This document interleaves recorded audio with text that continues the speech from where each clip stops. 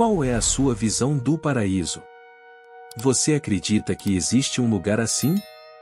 Se sim, é um local de luz etérea e música, onde corais adoram a Deus em um cenário de beleza impressionante e arquitetura elaborada. Você imagina deslumbrantes exibições de ouro e prata, com uma variedade de pedras preciosas incontáveis. Isso é verdade em certa medida, mas não é a imagem completa. Talvez você veja o paraíso como a superfície interna de uma enorme cúpula côncava que se estende sobre toda a Terra. À medida que a borda da cúpula se aproxima do horizonte, às vezes dá a impressão de que não vai alcançar, mas nunca deixa de cobrir a Terra sob ela. Quase todos os habitantes da Terra têm uma certa impressão do paraíso. Enquanto contemplamos as vastas possibilidades, devemos ter em mente que vários termos são usados para descrever o paraíso. O substantivo singular, céu, enfatiza sua unidade geral. Outras expressões parecem se referir a seus diversos aspectos ou partes. Por exemplo, os termos os céus ou lugares celestiais sugerem vários lugares diferentes, todos eles reunidos sob o título de paraíso. Esses lugares podem ser entregues em momentos diferentes a seres e atividades diferentes. Em 2 Coríntios capítulo 12 versículo 2 ao 4, Paulo escreve: Conheço um homem em Cristo que, há 14 anos, foi arrebatado até o terceiro céu. Se ele estava no corpo ou fora do corpo, não sei, Deus o sabe. Deus sabe como ele foi arrebatado para o paraíso e ouviu palavras inexprimíveis, que não é lícito, ou não é possível, para um homem proferir. Este trecho indica que há 3 céus no total, um imediatamente acima do outro. O mais alto é o que Paulo descreve como o terceiro céu, que é o lugar do paraíso e a morada pessoal de Deus, o lugar mais sagrado no universo. Passagens como esta nos dão o conceito frequentemente associado ao céu, que é pureza ou santidade. As palavras proferidas lá são tão sagradas que não podem ser repetidas fora do paraíso. A palavra grega o paradiso significa jardim e representa o jardim de Deus no céu. O paraíso é o destino final de todos os pecadores que verdadeiramente se arrependeram e perseveraram na vida de fé. Na cruz, Jesus prometeu ao ladrão arrependido que os dois estariam juntos naquele dia no paraíso, conforme registrado em Lucas 23 versículo 43, e Jesus lhe disse: Em verdade te digo que hoje estarás comigo no paraíso. Quase todos os habitantes da terra têm uma impressão do céu. O livro do Apocalipse nos apresenta uma área chamada o meio do céu ou a metade do céu, que, segundo o meu conhecimento, descreve uma espécie de grande área na qual diferentes tipos de seres entram e saem. Os versículos a seguir expressam diversos seres poderosos que se manifestam a partir do meio do céu. E olhei e ouvi um anjo voando pelo meio do céu, literalmente o meio do céu, dizendo com uma voz alta: Ai, ai, ai! Dos habitantes da terra por causa das restantes trombetas dos 3 anjos que estão prestes a soar. Apocalipse 8 versículo 13. Então, vi outro anjo voando no meio do céu, literalmente o meio do céu, tendo o evangelho eterno para pregar aos que habitam na terra, a cada nação, tribo, língua e povo. Apocalipse 14 versículo 6. Em seguida, vi um anjo em pé no sol, e ele clamou com voz forte, dizendo a todas as aves que voam pelo meio do céu, literalmente o meio do céu: Vinde e reuni-vos para o banquete do grande Deus. Apocalipse 19 versículo 17.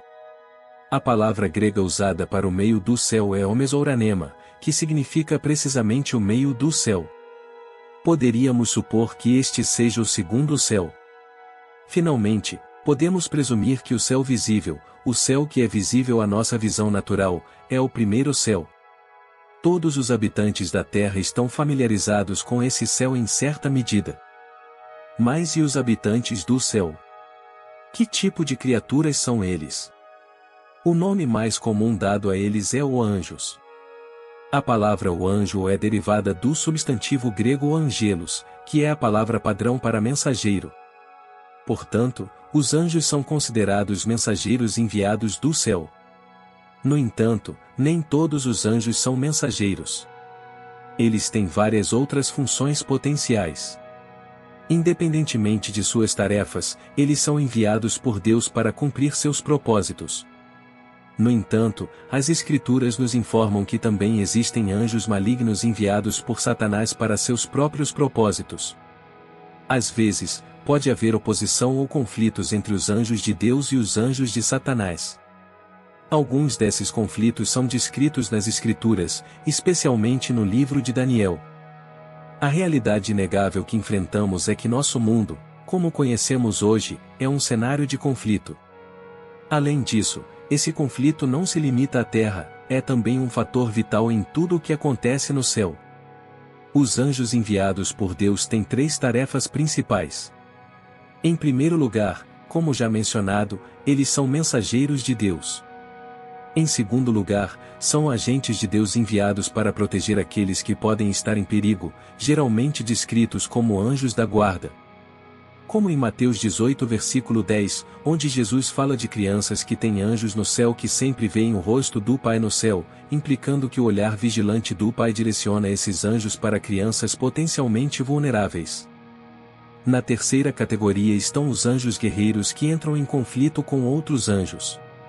Muitos cristãos acreditam que o céu é um lugar de paz e harmonia inquebrantáveis, elegância e adoração. Isso pode ser verdade para o terceiro céu, mas não se aplica aos primeiros e segundos céus. Algumas passagens bíblicas pintam uma imagem diferente do que está acontecendo atualmente no segundo céu. Como já mencionado, às vezes é o cenário de um grande conflito entre anjos guerreiros, alguns servindo a Deus e outros a Satanás. É principalmente nas regiões celestiais que esse conflito ocorre, e é também aqui que Satanás derrama uma enxurrada de acusações difamatórias contra os cristãos na terra que servem ao Senhor, como em Apocalipse 12 versículo 10, e ouvi uma grande voz no céu, que dizia, agora é chegada a salvação, e a força, e o reino do nosso Deus, e o poder do seu Cristo, porque já o acusador de nossos irmãos é derrubado, o qual diante do nosso Deus os acusava de dia e de noite. Nessa passagem, Satanás é descrito como o acusador de nossos irmãos, que os acusava diante de nosso Deus dia e noite. Esta escritura continua prevendo que Satanás será expulso do céu, mas até que isso aconteça, está claro que ele ainda ocupa um lugar em algum ponto dos céus e enche o ar com acusações maliciosas contra o povo de Deus. Um versículo que segue é um aviso aos habitantes da terra sobre o que podem esperar quando o diabo for finalmente lançado do céu para a terra, portanto, alegrai-vos, ó céus, e vós que neles habitais.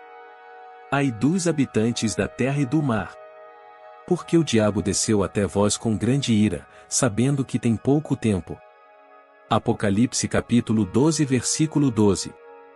Esses versículos olham para um período em que Satanás tem pouco tempo, que pode estar próximo, mas ainda não se cumpriu. Certamente, os eventos descritos ainda não se cumpriram, então devemos ser realistas sobre as atividades atuais de Satanás.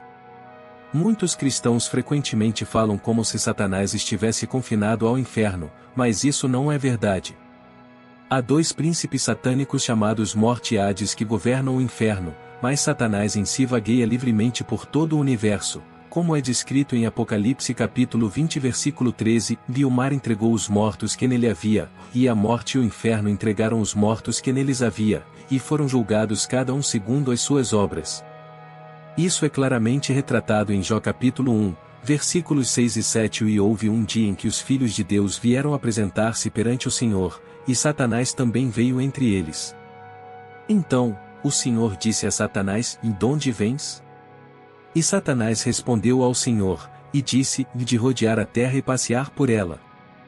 Muitos cristãos falam habitualmente como se Satanás estivesse confinado no inferno, mas essa não é a realidade. A principal diferença entre a terra e o céu é que este mundo foi corrompido pelo pecado, enquanto o céu não foi.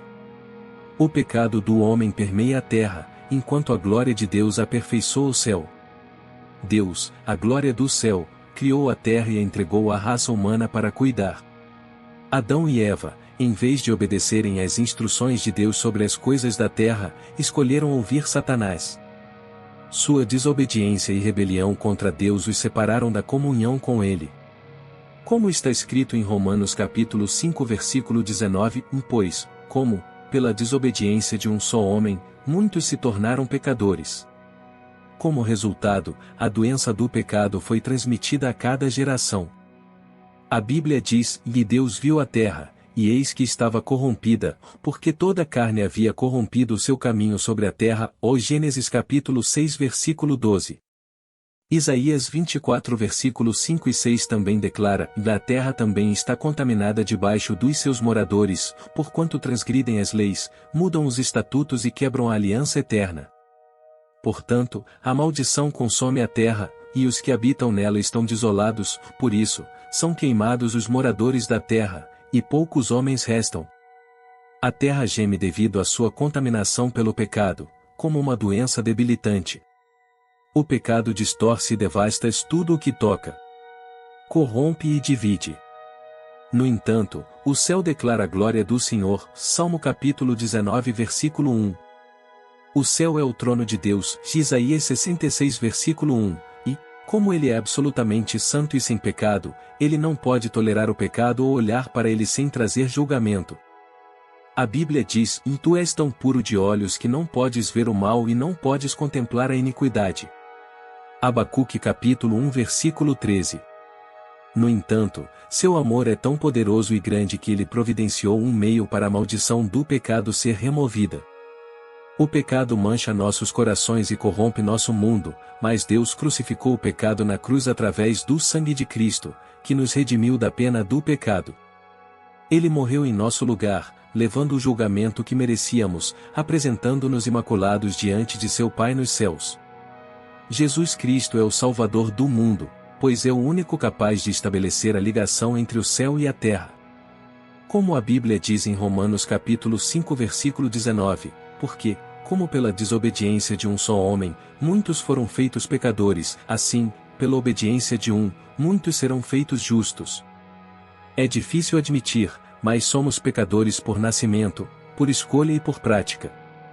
A boa notícia é que Deus providenciou um caminho para nossa salvação por meio de sua graça, como está escrito em Efésios capítulo 2, versículo 8 e 9, "E este é o seu glorioso presente para as pessoas em um mundo caído."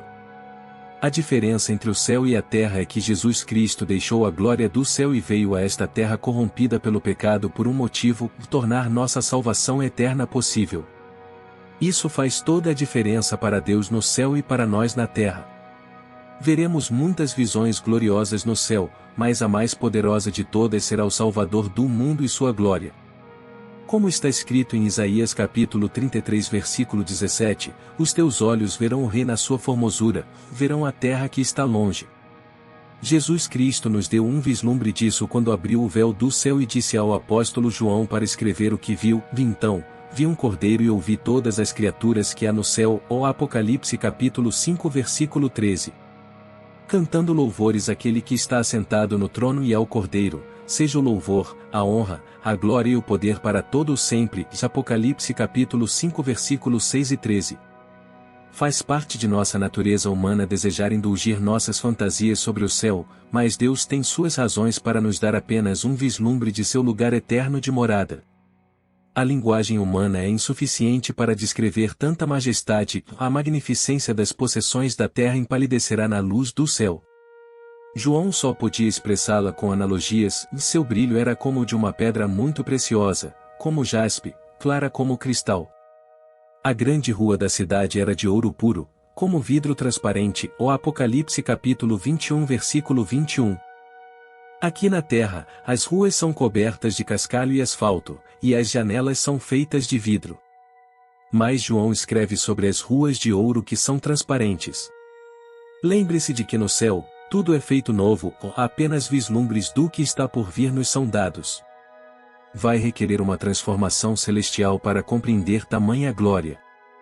As coisas turvas da terra se tornarão transparentes na eternidade, e elas são conhecidas apenas por Deus agora.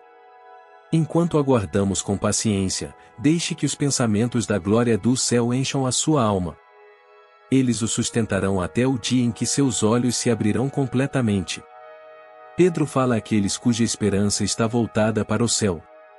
Vocês receberão uma rica acolhida no reino eterno do nosso Senhor e Salvador Jesus Cristo. Ó 2 Pedro capítulo 1 versículo 11. Quando Jesus estender os braços convidando o seu povo, ele se voltará para o Pai e dirá: a glória que me deste, eu lhes dei para que sejam um, assim como nós somos um. Ó João capítulo 17 versículo 22. No céu, olharemos para suas mãos marcadas pelos cravos, cairemos a seus pés e choraremos de alegria, louvando seu maravilhoso nome. Isso é o que veremos no céu. Oremos. Querido Pai Celestial, em nome poderoso de nosso Senhor Jesus Cristo, pedimos que despertes em nós a plenitude do Teu Espírito Santo. Ajuda-nos a desenvolver nosso relacionamento com o Espírito Santo, a viver em seu poder e a usar seus dons. Jesus nos deu uma promessa, de mais o ajudador, o Espírito Santo, a quem o Pai enviará em meu nome, esse vos ensinará todas as coisas e vos fará lembrar de tudo o que vos tenho dito. No livro de João capítulo 14 versículo 26. Ajuda-nos a compreender que não sabemos tudo, mas o Espírito Santo conhece tudo. Concede-nos o Espírito Santo e sua compreensão de tudo o que está acontecendo em nossa vida. Pedimos essas coisas em Teu nome. Assim como o sol se ergue a cada dia contra a escuridão da noite, traz-me clareza com a luz do Pai Celestial. Pai Celestial, concede-me paz de espírito e acalma meu coração atribulado. Minha alma está como um mar tempestuoso, e parece que não consigo encontrar minha estabilidade. Dá-me a energia e clareza de pensamento para encontrar o meu propósito e seguir o caminho que Tu tens traçado para mim. Confio no Teu amor, Deus, e sei que Tu me ajudarás a sair desta noite, assim como o sol se ergue a cada dia contra a escuridão da noite. Traga-me clareza com a luz de Deus em Teu nome, eu oro, Pai bondoso. Nós oramos humildemente em Teu nome, pedindo o poder e a mente de Cristo, concedidos a nós pelo Teu Espírito Santo. Dá-nos a energia para superar cada teste e provocação que surgir no meu caminho. Molde-me, Senhor, em um seguidor genuíno de Cristo. A Bíblia diz em 2 Timóteo capítulo 1 versículo 7, porque Deus não nos deu o espírito de temor, mas de poder, de amor e de moderação. Desenvolve a minha mente para ser como a de Cristo, Espírito Santo, habita em minha vida e concede que eu possa permanecer em Ti. Deus, Espírito Santo, tem misericórdia de nós, fortalece-me em todas as minhas dificuldades. Dá-me os Teus dons vistos e permite que os Teus 12 frutos amadureçam em mim, ó Espírito Santo. Tu buscas a salvação de todos os seres humanos, e com esse propósito, desejas que todos eles obtenham o conhecimento da Tua verdade. Apresenta a todos eles a Tua poderosa luz e o Teu amor de boa vontade, para que possam dar glória a Deus em unidade de fé, esperança e amor. Envia trabalhadores para a colheita que sejam verdadeiramente inspirados por Ti, que são a alma da Igreja missionária. Amém. Ó Rei da Glória, envia-nos a promessa do Pai, o Espírito da Verdade. Que o Consolador que procede de Ti nos ilumine e infunda toda a verdade em nós, como prometeste. Amém.